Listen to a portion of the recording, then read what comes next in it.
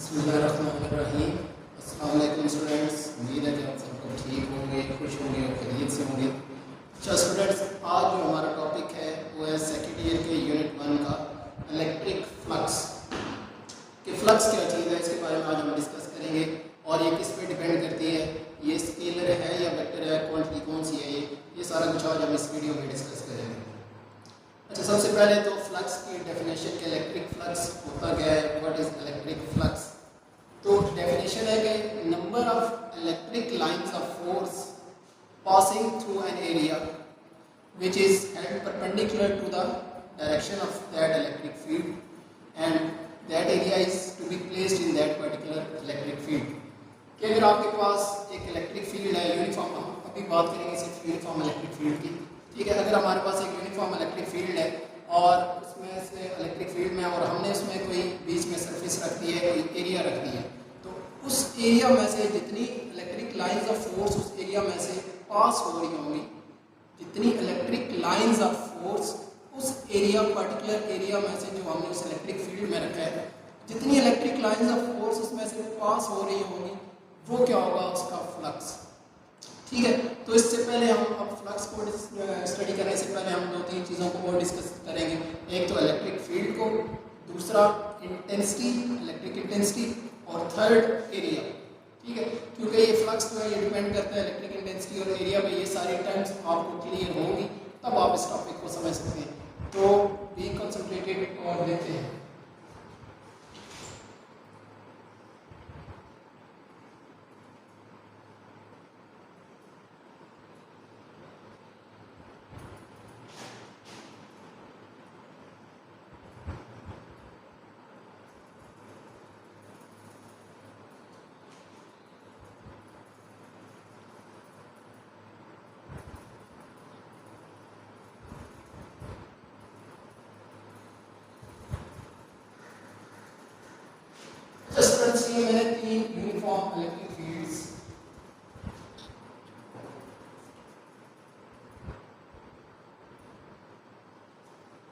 ये मैंने तीन यूनिफॉर्म इलेक्ट्रिक फील्ड्स ड्रॉ किए।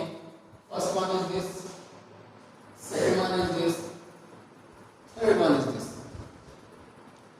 अब इलेक्ट्रिक फील्ड क्या होता है? इलेक्ट्रिक फील्ड एक्चुअली क्या है, वो रीजन या वो स्पेस जिसमें कोई भी अगर आप दूसरा चार्ज ऑब्जेक्ट लेकर आएंगे तो वो उस पर क्या करेगा, फोर्स एक्सपीरियंस करेगा। ठीक है, वो फोर्स एट्रैक्टिव भी हो सकती है, वो फोर्स रिपल्सिव भी हो सकती है।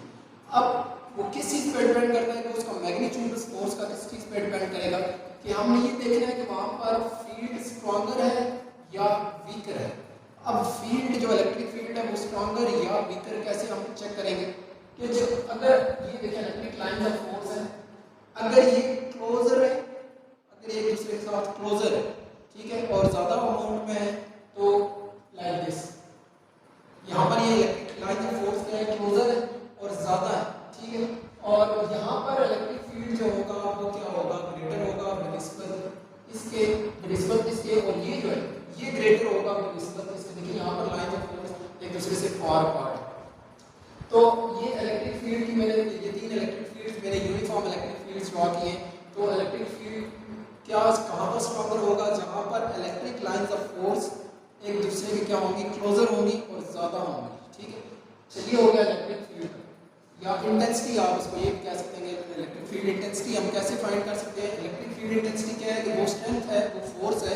Electric field strength intensity that is equals to E equals to F over Q। F क्या है कि इलेक्ट्रिक फील्ड स्ट्रेंथ या इंटेंसिटी वो क्या होती है कि फोर्स पर यूनिट चार्ज। क्या हमने अगर आप किसी एक यूनिट चार्ज को इस फील्ड में लेकर आते हैं, लेट्स सपोज पॉजिटिव चार्ज है और इसको मैं इस फील्ड में लेकर आता हूँ, तो जो फोर्स इसको एक्सपीरियंस होगी इस इलेक्ट्रिक फील्ड की वजह से इस चार्ज को, वो डिटरमाइन कर रहा होगा कि इस फील्ड की स्ट्रेंथ कितनी है। अगर फोर्स ज़्यादा लग रही है तो इस फील्ड की स्ट्रेंथ क्या होगी, ज़्यादा होगी, और अगर फोर्स कम लग रही है तो इस फील्ड की स्ट्रेंथ क्या होगी, कम होगी। ठीक है, और वो फोर्स कैसे आप मेजर करेंगे कि अगर इलेक्ट्रिक लाइन का फोर्स एक दूसरे क्लोजर है तो ज़्यादा इलेक्ट्रिक लाइन ऑफ फोर्स उस चार्ज पर क्या करेंगे, इफेक्ट करेंगे, तो फोर्स ज़्यादा लगेगी।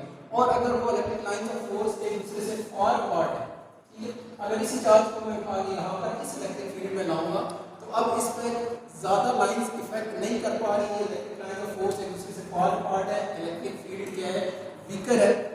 तो यहाँ पर जो होगी फोर्स क्या होगी हमारे पास, क्या होगी, कम होगी। ठीक है, तो इंटेंसिटी क्या होगी हमारे पास, क्या आएगी, कम आएगी, क्योंकि फोर्स की वैल्यू कम आएगी तो ओवरऑल इंटेंसिटी हमारे पास क्या आएगी, कम आएगी। लेकिन अब देखें, अब हम डिस्कस करते हैं इलेक्ट्रिक फ्लक्स। इलेक्ट्रिक फ्लक्स क्या था, इलेक्ट्रिक फ्लक्स है number of electric lines of force, number of electric lines of force passing through an area which is held perpendicular to the direction of electric field in a particular electric field. अब देखिए हम इसको discuss करते हैं। Let's suppose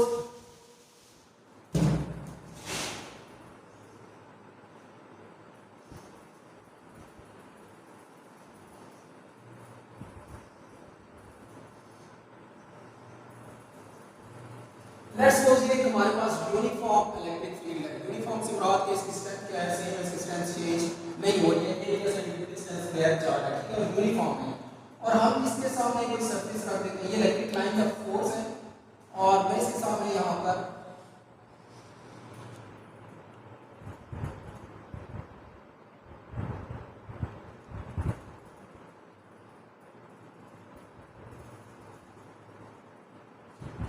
ये हमने कोई surface का कोई एरिया रख दिया, ये इलेक्ट्रिक फील्ड की डायरेक्शन है, और ये हमने इसके सामने एक परपेंडिकुलर इसके सामने हमने क्या रख दिया है, कोई सरफेस रख दी है। तो अब इसमें से फ्लक्स क्या होगा, number of electric lines of force passing through an area. अब देखिए इस एरिया में से कितनी लाइन ऑफ फोर्स पास हो रही है, ये वाली 1 और ये सेकंड 2।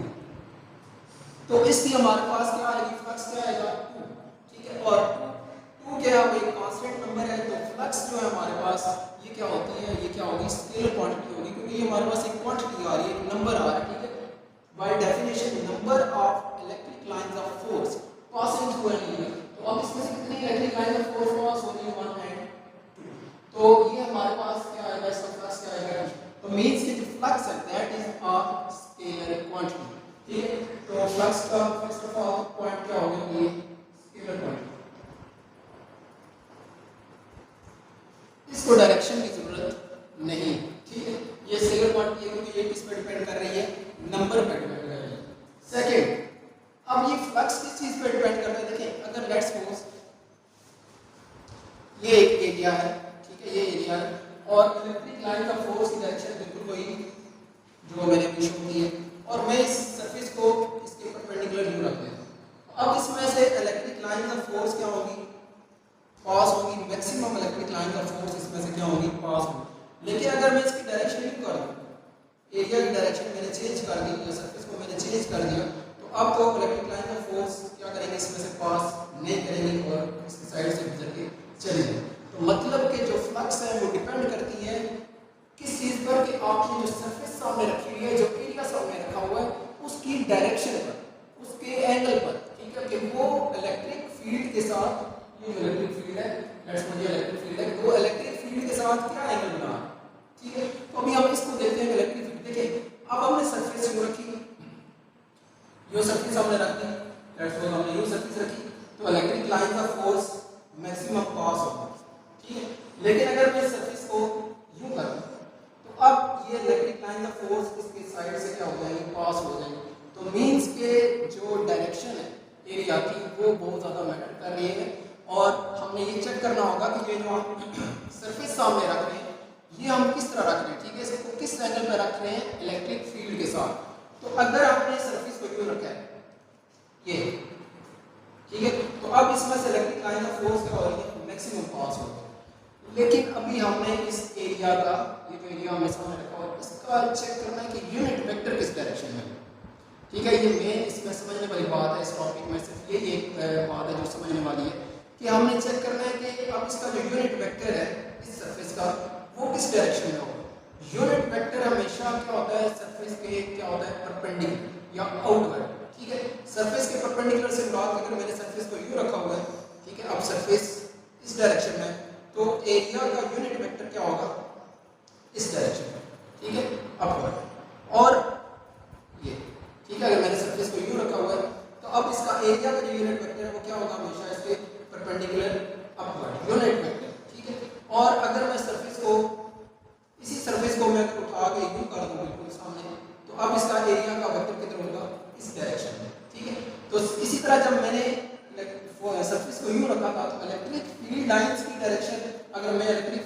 यहाँ से इलेक्ट्रिक लाइन ऑफ फोर्स आ रही है, इसकी डायरेक्शन और एरिया का जो यूनिट वेक्टर है उसकी डायरेक्शन, एरिया का जो यूनिट वेक्टर है उसकी भी डायरेक्शन क्या है, सेम है। तो इसमें से हमारे पास क्या रिजल्ट आ रहा था कि maximum electric lines of force क्या हो रही थी, पास हो रही थी। तो मींस कि जो एरिया का यूनिट वेक्टर है अगर वो पैरेलल है, यूनिट वेक्टर ये सरफेस थी, ये एरिया, इसका यूनिट वेक्टर क्या होगा, हमेशा यूनिट वेक्टर इस सरफेस की क्या होता है, नॉर्मल होता है, परपेंडिकुलर होता है। ये अगर सरफेस है तो इसके परपेंडिकुलर, अगर मैं इस सरफेस को यहाँ पे ले जाऊंगा तो ये इसका एरिया वेक्टर इसके क्या हो जाएगा, परपेंडिकुलर। और इलेक्ट्रिक फील्ड लाइन भी अगर इधर से आ रही है, ठीक है, इलेक्ट्रिक फील्ड लाइन भी अगर इधर से आ रही है तो हमारे पास एरिया का यूनिट वेक्टर भी इसी डायरेक्शन में है। तो अब इस डायग्राम से हमें शो हो रहा है, इस फिगर से हमें शो हो रहा है कि मैक्सिमम अगर हम इसको सरफेस को यूं प्लेस करेंगे तो मैक्सिमम इलेक्ट्रिक लाइन का फोर्स इसमें से पास कर सकेंगे, ठीक है। तो साथ में क्या था कि एरिया की डायरेक्शन क्या आ रही है, वही जो इलेक्ट्रिक फील्ड की डायरेक्शन है। तो मींस कि जब एरिया का यूनिट वेक्टर हमारे पास इलेक्ट्रिक फील्ड के पैरेलल होगा, इलेक्ट्रिक फील्ड की डायरेक्शन ये थी और एरिया का यूनिट वेक्टर आ रहा है उसकी डायरेक्शन क्या है, जैसे मैंने ये प्लेस किया था तो इसका यूनिट वेक्टर अपवर्ड, ठीक है, अगर मैं इसको प्लेस करूंगा तो अगेन इसके परपेंडिकुलर इधर आ जाएगा, ठीक है। तो अगर एरिया और इलेक्ट्रिक फील्ड की डायरेक्शन सेम हो, पैरेलल हो, एक जैसी हो, एंगल उनके दरमियान 0 डिग्री का हो, तो हमारे पास मैक्सिमम, देखिए इस सरफेस में से आप इलेक्ट्रिक फील्ड क्या होगा, मैक्सिमम पास होगा, इलेक्ट्रिक लाइन का फोर्स मैक्सिमम पास होगा। तो मींस के अब देखिए किन किन दोनों चीजों पर डिपेंड कर रहा है, एक इलेक्ट्रिक फील्ड की डायरेक्शन पर या इलेक्ट्रिक स्ट्रेंथ पर, और दूसरा किस पर डिपेंड कर रहा है कि एरिया का यूनिट वेक्टर।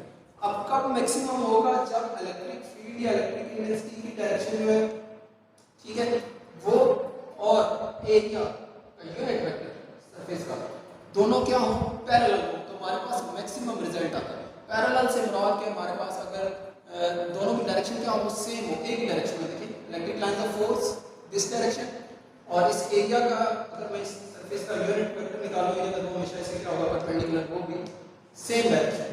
तो हमारे पास देखिए अब फर्स्ट ईयर में आपने डॉट प्रोडक्ट और क्रॉस प्रोडक्ट पढ़ा होगा कि अगर दो क्वांटिटीज का रिजल्ट आपके पास मैक्सिमम आ रहा है, डॉट प्रोडक्ट में क्या होता था कि दो क्वांटिटीज का रिजल्ट मैक्सिमम आता था अगर उनमें एंगल क्या हो, 0 डिग्री का हो या वो क्या हो, पैरेलल हो, ठीक है। तो अब हम किस किस के दरमियान चेक करें, इलेक्ट्रिक फील्ड या इलेक्ट्रिक इंटेंसिटी और दूसरा एरिया का यूनिट वेक्टर। तो इनका देखिए इस तरह अगर हम प्लेस करेंगे सरफेस को तो एरिया का यूनिट वेक्टर इस डायरेक्शन में परपेंडिकुलर, ये जैसे ये अगर यूं था तो इसका परपेंडिकुलर क्या होगा, ये, और अगर मैं इसी को यूं उठा के यूं रख दूं तो इसके परपेंडिकुलर क्या होगा, ये। तो इलेक्ट्रिक फील्ड की डायरेक्शन भी ये और एरिया की ये, तो अब ये दोनों क्या है, पैरेलल है, तो हमारे पास maximum electric line of force इसमें से पास हो सकती है। तो जो डॉट प्रोडक्ट हमने फर्स्ट ईयर में पढ़ा था उसमें क्या हमने डिस्कस किया था कि जो अगर दो क्वांटिटीज हैं और उनमें एंगल 0 डिग्री है, दो वेक्टर्स हैं और उनमें एंगल 0 डिग्री है, तो उनका अगर मैक्सिमम, तो उसमें क्या आता है, हमारे पास मैक्सिमम उसका रिजल्ट आ रहा था, ठीक है। तो इसमें भी देखिए दोनों वेक्टर्स हैं, इलेक्ट्रिक इंटेंसिटी या इलेक्ट्रिक फील्ड और दूसरा एरिया यूनिट वेक्टर, इन दोनों का प्रोडक्ट आपके पास मैक्सिमम आएगा। तो ये कौन सा प्रोडक्ट होगा हमारे पास, डॉट प्रोडक्ट का जो फ्लक्स है, फ्लक्स को हम डिनोट किससे करते हैं, फाई से, फाई ई। जो फ्लक्स है वो प्रोडक्ट आएगा इलेक्ट्रिक फील्ड का और इनटू एरिया का यूनिट वेक्टर, ठीक है, E dot A, electric intensity या साथ में एरिया। अब डॉट प्रोडक्ट हमें पता है कि डॉट प्रोडक्ट क्या होता है, ई का मैग्नीट्यूड, ए का magnitude into cosine of angle between electric intensity या इलेक्ट्रिक फील्ड एंड एरिया, ठीक है।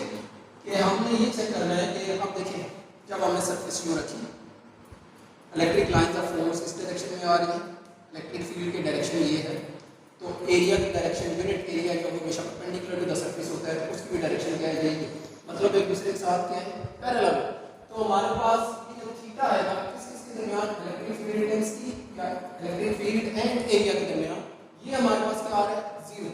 तो क्योंकि दोनों क्या है, पैरेलल, एक डायरेक्शन में है, तो उनके दरमियान एंगल क्या होगा, 0। तो ई ए cos 0, cos 0 किसके इक्वल होता है, 1 के, ई ए into 1 इक्वल्स टू ई। हमारे पास मैक्सिमम फ्लक्स तब पास होगी जब हमने इलेक्ट्रिक फील्ड की डायरेक्शन और एरिया की डायरेक्शन, एरिया यूनिट एरिया की डायरेक्शन क्या हो, आपस में पैरेलल हो। या दूसरे अल्फाज में कि अगर इलेक्ट्रिक लाइन ऑफ फोर्स और जो सरफेस आपके सामने रखी है वो क्या हो, आपस में परपेंडिकुलर हो। ठीक है, तो ये हमारे पास रिजल्ट आ गया। अब हम इसको चेक करते हैं सेकंड केस में कि अगर हमने सरफेस को यूं रख दिया, अब मैंने सरफेस यूं रख दी, पहले मैंने सरफेस यूं रखी हुई थी, अब मैंने सरफेस यूं रख दी। अब देखिए इलेक्ट्रिक लाइंस ऑफ फोर्स की डायरेक्शन क्या है, ये इलेक्ट्रिक फील्ड की डायरेक्शन क्या है, ये। अब इसमें से तो कोई इलेक्ट्रिक लाइन ऑफ फोर्स नहीं पास होगी, कुछ ऊपर से गुजर जाएंगे, कुछ नीचे से गुजर जाएंगे। ठीक है, अच्छा अब बात करते हैं फार्मूला क्या है, E डॉट ए। ठीक, तो अब बात करते हैं कि जो इसका एंगल आएगा या E ए cos थीटा आएगा, मैथमेटिकल प्रूफ इसका चेक करते हैं कि अगर हमारे पास ये जो एरिया है यूनिट वेक्टर इसका, अब देखें मैंने आपसे कहा था कि हमेशा सरफेस के, ये सरफेस है, इसके परपेंडिकुलर इसका यूनिट वेक्टर होता है, ये इसका क्या होगा, यूनिट वेक्टर होगा। अब ये जो यूनिट वेक्टर है इसकी डायरेक्शन अपवर्ड और इलेक्ट्रिक फील्ड जो है अगेन इस डायरेक्शन में अगर आ रहा है तो इन दोनों के दरमियान इसमें और इसमें आपस में एंगल क्या होगा, 90 का।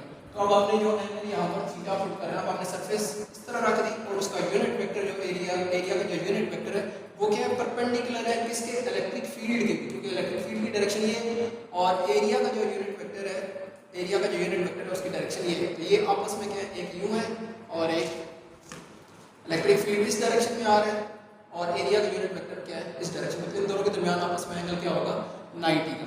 तो मतलब कि फ्लक्स इसमें क्या आएगा, E dot A, E A cos theta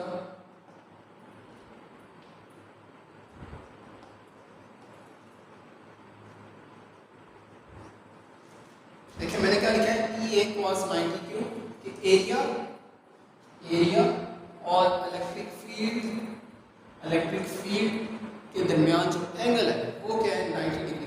तो जब वो 90 डिग्री है तो cos 90 क्या है, इसलिए वो होता है 0 के 0 इंटू समथिंग। तो हमें इस तरह भी समझ आ रहा है कि इस सरफेस में से कोई इलेक्ट्रिक लाइन का फोर्स पास नहीं होगी। तो इलेक्ट्रिक लाइन का फोर्स पास नहीं हो रही तो मतलब फ्लक्स क्या है, number of electric line of force passing through an area. तो अब इसमें से तो कोई electric line of force pass नहीं हो रही है। तो जब electric line of force pass नहीं हो रही है तो मतलब कि इसका फ्लक्स क्या आएगा, 0। इस डायग्राम इस फिगर से भी हमें शो हो रहा है, ठीक है, कि इसमें से हाँ सरफेस जब हमने यूं रखी थी तो अब इसमें से electric line of force maximum pass हो रही थी, तो हमारे पास रिजल्ट ये आया था, क्योंकि एरिया का जो यूनिट वेक्टर है परपेंडिकुलर इस सरफेस के। देखें अगर यूं सरफेस है तो इसका एरिया क्या होगा, यूं, और अगर इस सरफेस को मैं यूं ले जाऊँ तो इसका एरिया ये हो जाएगा। ठीक, तो इलेक्ट्रिक लाइन ऑफ फोर्स और एरिया के दरमियान एंगल 0 था, तो मैथमेटिकली भी हमने प्रूव किया कि हमारे पास फ्लक्स आएंगे। लेकिन अगर हमने सरफेस को यूं रख दिया, अब इलेक्ट्रिक लाइन ऑफ फोर्स या इसके ऊपर से गुजर जाएंगी या फिर इसके नीचे से गुजर जाएंगी, तो इसमें से तो कोई फ्लक्स पास नहीं होगी। ठीक है, तो हमारे पास या दूसरी मैथमेटिकल इसका जो प्रूफ है वो ये कि यूनिट एरिया की direction perpendicular to the surface and also perpendicular to the electric field. Electric field की हमने वही डायरेक्शन रखी हुई है और यूनिट एरिया में हमने सरफेस को चेंज कर दिया। ठीक है, तो अब इसकी एक जो यूनिट वेक्टर है वो इस डायरेक्शन में और इलेक्ट्रिक फील्ड इस डायरेक्शन में, इनमें आपस में एंगल E और A के दरमियान क्या होगा, cos 90। तो हमारे पास रिजल्ट क्या आएगा, 0। ठीक है, ये हो गया हमारे पास। अब हम चेक करते हैं और जो इसमें समझने वाली चीज़ है, चलिए ये भी इस टॉपिक में डिस्कस कर लेते हैं कि हम एरिया, जो एरिया हमारे पास ये हम कैसे लेते हैं कि ये आउटवर्ड होगा। ठीक है, तो स्टूडेंट्स एक्चुअली जो एरिया होता है वो क्या होता है, वो होता है cross product of length and width, cross product of length and width. Suppose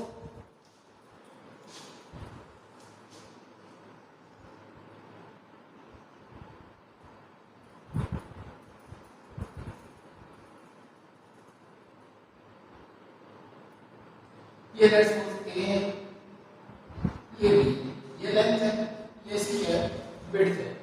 अब अगर इधर से मैं इसको ब्रेक करूं स्ट्रेट नीचे, मतलब ये लाइन शो करेगी कि कितनी इसकी विड्थ है, चौड़ाई है। ठीक है, अब देखिए ये अगर बी है, लेट्स सपोज ये बी है, इसको मैं अलग से ड्रॉ करता हूं, ये बी है, ये बी था, ये साइड है, और अगर मैं इसको ब्रेक करूं इसके कंपोनेंट्स में तो ये वाली क्या होगी, बी साइन थीटा अगर ये एंगल, और ये क्या होगी, बी कॉस थीटा। अब एरिया जो होता है वो क्या होता है, लेंथ इनटू विड्थ, इसकी विड्थ कितनी है, चौड़ाई कितनी है, ठीक है। तो विड्थ वाला ये वाला जो साइड है, जिस तरह ये साइड है हमारे पास क्या आ गया, बी साइन थीटा, और ये क्या होगा, ये वाली साइड बी कॉस थीटा। और एरिया क्या होता है, लेंथ, लेंथ क्या है इसमें a, और विड्थ क्या है, चौड़ाई इसकी कितनी आ रही है, b sin theta.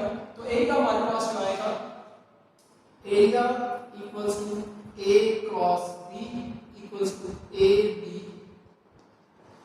Equals to ab sin theta, ठीक है। तो अब ये तो आ गया क्रॉस प्रोडक्ट में ab sin थीटा। तो अब हमने एरिया का यूनिट वेक्टर निकालना है, तो एरिया की डायरेक्शन इससे जाहिर है क्रॉस प्रोडक्ट है, उसमें हमारे पास कोई क्रॉस प्रोडक्ट आता था तो क्या होता था कि अगर आप दो वेक्टर्स को मल्टीप्लाई करें और रिजल्ट आपके पास एक वेक्टर क्वांटिटी है, तो अब a और b हम वेक्टर्स को कैसे मल्टीप्लाई और उसकी जो रिजल्टेंट वेक्टर आता है उसकी डायरेक्शन कैसे निकालते थे। कैरेक्टरिस्टिक्स ऑफ क्रॉस प्रोडक्ट में हमने ये पढ़ा होगा कि हम रोटेट करते हैं, अगर a क्रॉस b ले रहे हैं तो a से b की तरफ हम अपने फिंगर्स को रोटेट करेंगे, और ये जो थंब होगा, इरेक्ट थंब, ये क्या शो कर रहा होगा, डायरेक्शन ऑफ यूनिट वेक्टर, ठीक है, और उसके रिजल्टेंट। तो अगर मैं ये a से अगर मैं b की तरफ कर्ल करूं फिंगर्स को, तो ये जो थंब होगा आउटवर्ड, ये हमारे पास क्या दे रहे हैं, a क्रॉस b क्या है, a cross b area, area हम फाइंड करते हैं।